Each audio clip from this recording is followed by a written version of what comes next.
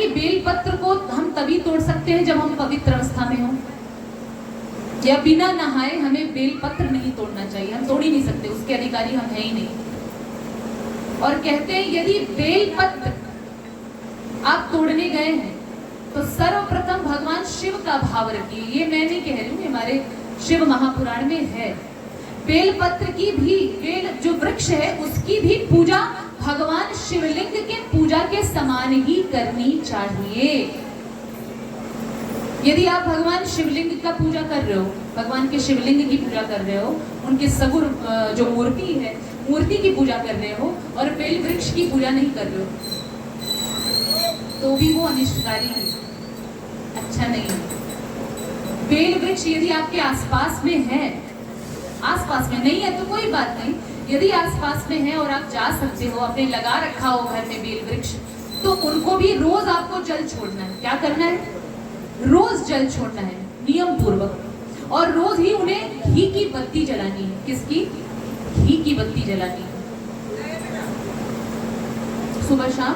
भगवान शिव, जैसे शिव जी की पूजा करते हो वैसे ही। और बेलपत्र तोड़ करके, बेलपत्र आपने तोड़ा तो जैसे शिवलिंग के ऊपर आप चढ़ाते हो, तो वैसे ही बेल का जो वृक्ष है उसके जड़ में भी आप बेलपत्र अर्पित करो कि मैं भगवान शिव को चढ़ा रहा हूँ। तो इससे भगवान आपको जो भी मनचाहा, जो कुछ भी मनोकामना होता है वो पूर्ण करते हैं। सुबह शाम दिया जलाइए, धूप दिया करिए, उनका भी उसी तरीके से कि साक्षात शिवलिंग ही विराजमान है। यहाँ तक कि इतना बताया गया है कि जो चारों धाम यात्रा नहीं कर पाते हैं, चारों धाम यात्रा नहीं कर पाते हैं, वो यदि सच्चे मन से बेल वृक्ष का पूजा करते हैं तो उन्हें चारों धाम यात्रा जाने का फल मिलता है और समस्त तीर्थाटन करने का फल मिलता है। और बेल वृक्ष के नीचे यदि किसी ब्राह्मण को भोजन करा दो, अत्यंत फलदायी है।